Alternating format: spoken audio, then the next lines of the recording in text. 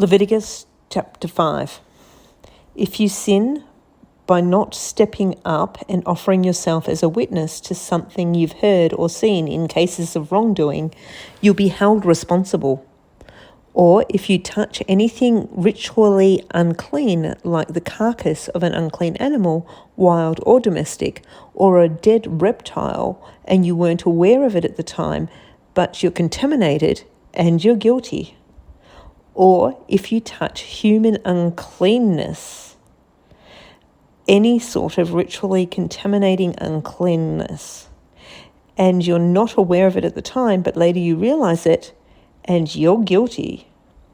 If you impulsively swear to do something, whether good or bad, some rash oath that just pops out, and you aren't aware of what you've done at the time, but later you come to realize it, and you're guilty in any of these cases.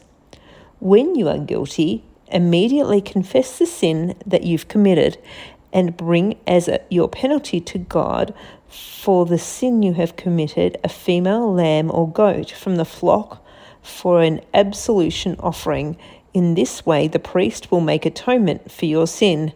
If you can't afford a lamb, bring as your penalty to God for sin you have committed 2 doves or 2 pigeons, one for the absolution offering and the other for a whole burnt offering. Bring them to the priest, who will first offer the one for absolution offering. He'll wring its neck, but not sever it.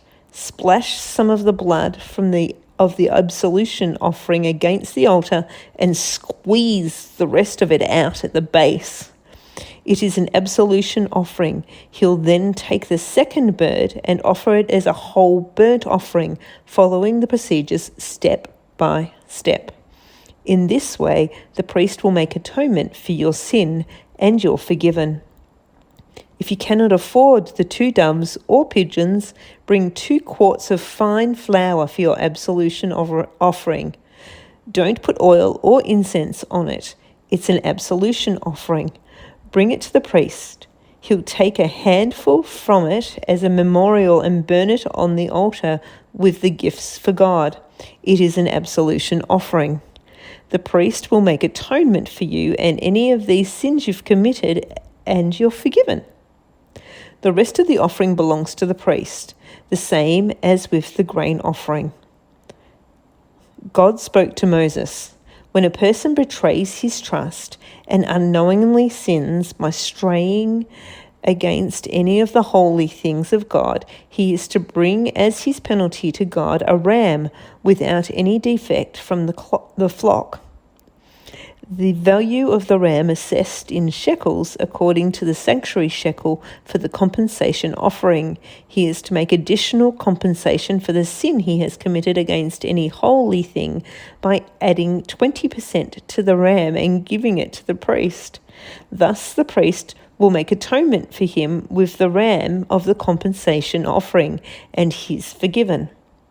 If anyone sins by breaking any of the commands of God, which must not be broken, but without being aware of it at the time, the moment he does realize his guilt, he is held responsible. He is to bring the priest a ram without any defect, assessed at the value of the compensation offering.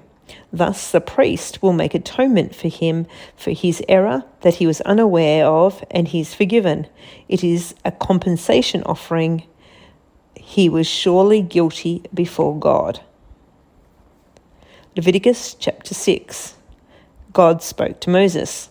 When anyone sins by betraying trust with God, by deceiving his neighbor regarding something entrusted to him, or by robbing or cheating or threatening him, or if he has found something lost and lies about it and swears falsely regarding any of these sins that people commonly commit, when he sins and is found guilty, he must return what he stole or extorted, restore what was entrusted to him, return the lost thing he found, or anything else about which he swore falsely. He must make full compensation, add 20% to it, and hand it over to the owner on the same day he brings his compensation offering. He must present to God as his compensation offering a ram without any defect from the flock, assessed at the value of a compensation offering. Thus, the priest will make atonement for him before God, and he's forgiven of any of the things that one does that brings guilt. God spoke to Moses, "Command Aaron and his sons, tell them these are the instructions for the whole burnt offering. Leave the whole burnt offering on the altar hearth through the night until the morning, and with the fire kept burning on the altar. Then dress in your linen clothes with linen underwear next to your body. Remove the ashes remaining from the whole burnt offering and place them beside the altar. Then change clothes and carry the ashes outside the camp to a clean place. Meanwhile, keep the fire on the altar burning. It must not go out. Replenish the wood for the fire every morning. Arrange the whole burnt offering on it, and burn the fat of the peace offering on top of it all. Keep the fire burning on the altar continuously. It must not go out." These are the instructions for the grain offering. Aaron's sons are to present it to God in front of the altar. The priest takes a handful of fine flour of the grain offering, and with its oil and all its incense, and burns this as a memorial on the altar, a pleasing fragrance to God. Aaron and his sons eat the rest of it. It is unraised bread, and so eaten in a holy place, in the courtyard of the tent of meeting. They may not bake it with yeast. I have designated it as their share of the gifts presented to me. It is very holy, like the absolution offering and compensation offering. Any male descendant among Aaron's sons may eat it. This is a fixed rule regarding God's gifts, stretching down the generations. Anyone who touches these offerings must be holy. God spoke to Moses, "This is the offering which Aaron and his sons each are to present to God on the day he is anointed. 2 quarts of fine flour as a regular grain offering, half in the morning and half in the evening. Prepare it with oil on a griddle. Bring it well mixed, and then present it crumbed in pieces as a pleasing fragrance to God. Aaron's son, who is anointed to succeed him, offers it to God. This is the fixed rule. The whole thing is burned. Every grain offering of a priest is burned completely. It must not be eaten." God spoke to Moses, "Tell Aaron and his sons, these are the instructions for the absolution offering. Slaughter the absolution offering in the place where the whole burnt offering is slaughtered before God. The offering is most holy. The priest in charge eats it in the holy place, the courtyard of the tent of meeting. Anyone who touches any of the meat must be holy. A garment that gets blood splattered on it must be washed in a holy place. Break the clay pot in which the meat was cooked. If it was cooked in a bronze pot, scour it and rinse it with water. Any male among the priestly families may eat it. It is most holy. But any absolution offering whose blood is brought into the tent of meeting to make atonement in the sanctuary must not be eaten. It has to be burned." Matthew chapter 27. Very early in the morning, the leading priests and the elders of the people met again to lay plans for putting Jesus to death. Then they bound him, led him away, and took him to Pilate, the Roman governor. When Judas, who had betrayed him, realized that Jesus had been condemned to die, he was filled with remorse. So he took the 30 pieces of silver back to the leading priests and the elders. "I have sinned," he declared, "for I have betrayed an innocent man." "What do we care?" they retorted. "That's your problem." When Judas threw the silver coins down in the temple and went out and hanged himself. The leading priests picked up the coins. "It wouldn't be right to put this money in the temple treasury," they said, "since it was payment for murder." After some discussion, they finally decided to buy the potter's field, and they made it into a cemetery for foreigners. That is why the field is still called the field of blood. This fulfilled the prophecy of Jeremiah that says, "They took the 30 pieces of silver, the price at which he was valued by the people of Israel, and purchased the potter's field, as the Lord directed." Now Jesus was standing before Pilate, the Roman governor. "Are you the king of the Jews?" the governor asked him. Jesus replied, "You have said it."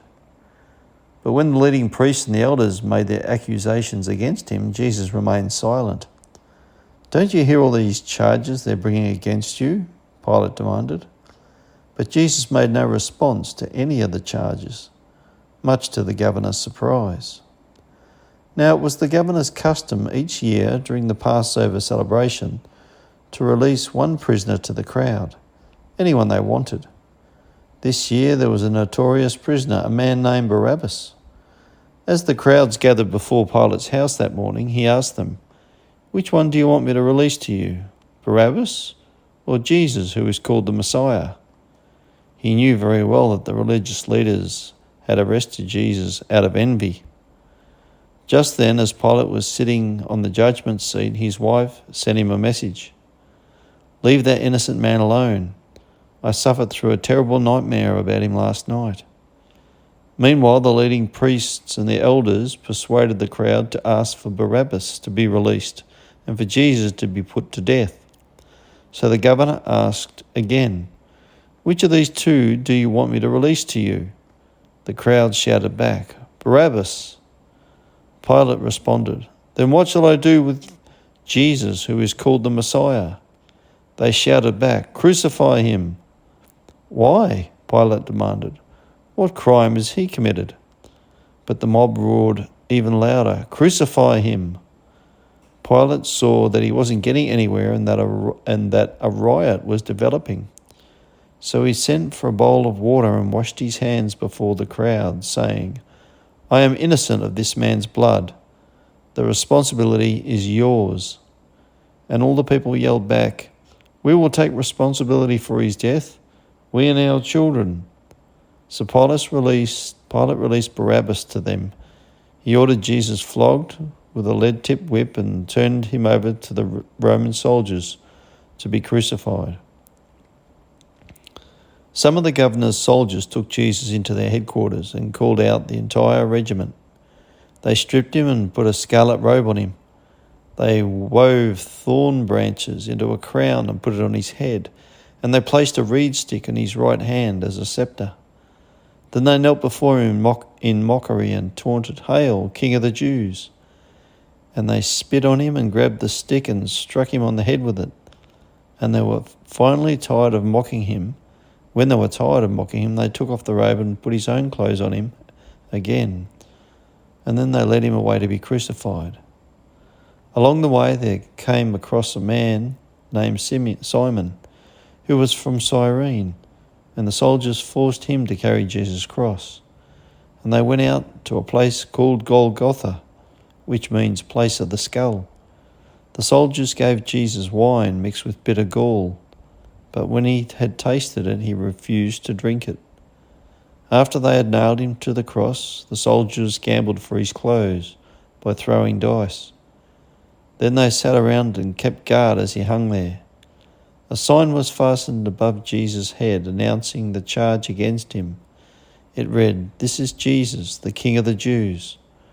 2 revolutionaries were crucified with him, one on his right and one on his left. The people passing by shouted abuse, shaking their heads in mockery. "Look at you now," they yelled at him. "You said you were going to destroy the temple and rebuild it in 3 days. Well then, if you are the Son of God, save yourself and come down from the cross." The leading priests, the teachers of religious law, and the elders also mocked Jesus.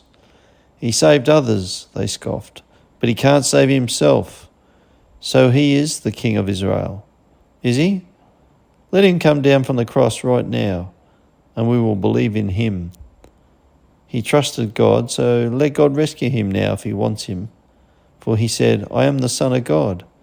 Even the revolutionaries who were crucified with him ridiculed him in the same way.